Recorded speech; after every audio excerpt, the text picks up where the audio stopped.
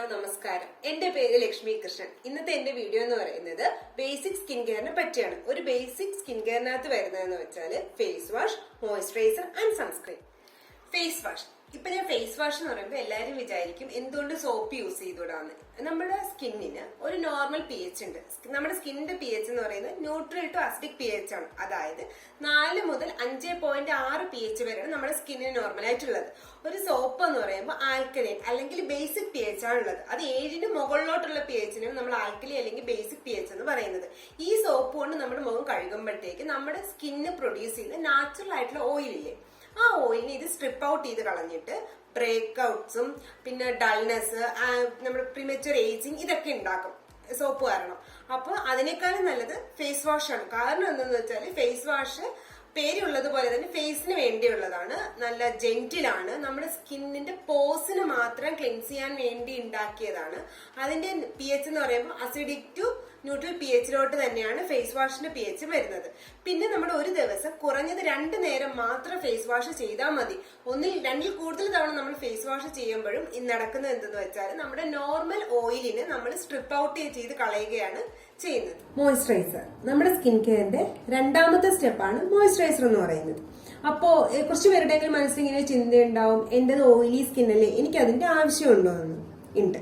നമ്മുടെ സ്കിന്ന് ഏതായാലും, അത് ഡ്രൈ ആയാലും, അത് നോർമൽ ആയാലും, അത് സെൻസിറ്റീവ് ആയാലും, അത് ഓയിലി ആണെങ്കിലും നമുക്ക് അതിന്റെ ആവശ്യമുണ്ട്. എന്തെന്നാല് നമ്മൾ മോയ്സ്ചറൈസർ എന്ന് പറയുന്നത് നമ്മുടെ സ്കിന്നിന് കൊടുക്കുന്ന ഹൈഡ്രേഷൻ ആണ്. പുറത്തുനിന്ന് നമ്മുടെ സ്കിന്നിന് കൊടുക്കുന്ന ഹൈഡ്രേഷനെയാണ് നമ്മൾ മോയ്സ്ചറൈസേഷൻ എന്ന് പറയുന്നത്. നമ്മുടെ സ്കിന്ന് ഒരുപാട് ലേയേഴ്സ് ആയിട്ടാണ് ഫോം ചെയ്യുന്നത്. അതിനകത്ത് സ്ട്രാറ്റം കോർണിയം എന്ന് പറയുന്ന ലെയറിന് നമ്മൾ വാട്ടറിന്റെ കണ്ടന്റ് ഇൻക്രീസ് ചെയ്ത് കൊടുക്കും. ആ കൊടുക്കുന്നത് കാരണം നമ്മുടെ മുഖത്തുണ്ടാകുന്ന ചുളിവുകൾ കുറയുകയും നമ്മുടെ സ്കിൻ കുറച്ചുകൂടി സ്മൂത്ത് ആവുകയും സോഫ്റ്റ് ആവുകയും ചെയ്യും. പിന്നെ നമ്മൾ ഈ മോയ്സ്ചറൈസർ സെലക്ട് ചെയ്യുമ്പോഴത്തേക്ക് കുറച്ച് കാര്യങ്ങളുണ്ട്. നമ്മുടെ സ്കിൻ കൺസേണും കൂടെ വെച്ചിട്ട് വേണം നമ്മൾ സെലക്ട് ചെയ്യണം. അതായത് എന്റേത് ഓയിലി ആണെങ്കിൽ ഞാൻ ഏത് ടൈപ്പ് യൂസ് ചെയ്യണം, എന്റെ സെൻസിറ്റീവ് ആണെങ്കിൽ ഞാൻ ഏത് ടൈപ്പ് യൂസ് ചെയ്യണം, അങ്ങനെയും കൂടെ നോക്കിയിട്ട് വേണം നമ്മൾ സെലക്ട് ചെയ്യാൻ. അത് മാത്രമല്ല, നമുക്ക് മോക്കൂര് ഉണ്ടെങ്കിൽ അതും നമുക്ക് ഈ മോയ്സ്ചറൈസർ വെച്ചിട്ട് മാറ്റാൻ പറ്റും. അപ്പൊ നമ്മൾ ഇൻഗ്രീഡിയൻസിലോട്ട് പോകണം. അതായത് വിറ്റാമിൻ സി വേണോ, വിറ്റാമിൻ എ അതായത് റെറ്റിനോൾ വേണോ, നിയാസിനമൈഡ് വേണോ, അല്ലെങ്കിൽ സിറമൈഡ് വേണോ, അങ്ങനെയുള്ള കാര്യങ്ങളും കൂടെ ചിന്തിച്ചിട്ട് വേണം നമ്മളൊരു പർട്ടിക്കുലർ മോയ്സ്ചറൈസർ നമ്മുടെ സ്കിൻ കെയറിലേക്ക് ആഡ് ചെയ്യാൻ വേണ്ടി. സൺസ്ക്രീൻ, നമ്മുടെ മോർണിംഗ് സ്കിൻ കെയർ റൂട്ടീന്റെ ഏറ്റവും അവസാനത്തെ സ്റ്റെപ്പാണ് സൺസ്ക്രീൻ എന്ന് പറയുന്നത്. നമ്മൾ സൺസ്ക്രീൻ അപ്ലൈ ചെയ്യുന്നത് പ്രിവെൻഷന് വേണ്ടിയിട്ടാണ്. Skin cancer, hyper pigmentation, melasma പോലെയുള്ള അസുഖങ്ങൾ വരാതിരിക്കാൻ വേണ്ടിയിട്ടാണ് നമ്മൾ സൺസ്ക്രീൻ മുഖത്ത് അപ്ലൈ ചെയ്യുന്നത്. ഇത് എപ്പോഴാണ് അപ്ലൈ ചെയ്യേണ്ടതെന്ന് വെച്ചാൽ സൂര്യൻ ആകാശത്ത് ഉദിച്ചിട്ടുണ്ടോ സൺസ്ക്രീൻ അപ്ലൈ ചെയ്തിരിക്കണം. അത് മഴക്കാലത്തായാലും വേനൽക്കാലത്തായാലും രാവിലെ 9 മണിക്കും 5 മണിയുടെ ഇടയിൽ എന്തായാലും നിങ്ങൾ സൺസ്ക്രീൻ അപ്ലൈ ചെയ്തിരിക്കണം.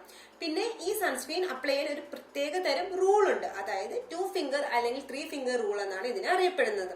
ഇത് നമ്മൾ 2 വിരലുകളിൽ അല്ലെങ്കിൽ 3 വിരലിൽ നന്നായിട്ട് ക്രീം എടുത്തിട്ട് നമ്മുടെ മുഖത്തും കഴുത്തിലും ചെവിയിലും കണ്ണിന്റെ പോളയിലും നല്ല വൃത്തിയായിട്ട് തേച്ച് പിടിപ്പിക്കുകയാണ് വേണ്ടത്.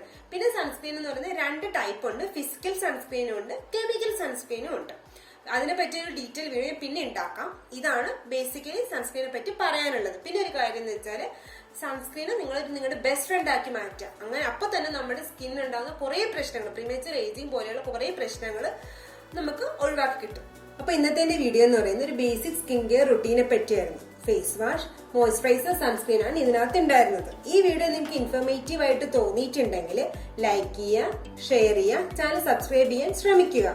ഇതുപോലുള്ള ഇൻഫോർമേറ്റീവ് വീഡിയോ ആയിട്ട് നെക്സ്റ്റ് വീക്ക് ഞാൻ വീണ്ടും വരുന്നതായിരിക്കും. അതുവരേക്കും ഇറ്റ്സ് ലക്ഷ്മി സൈനിങ്.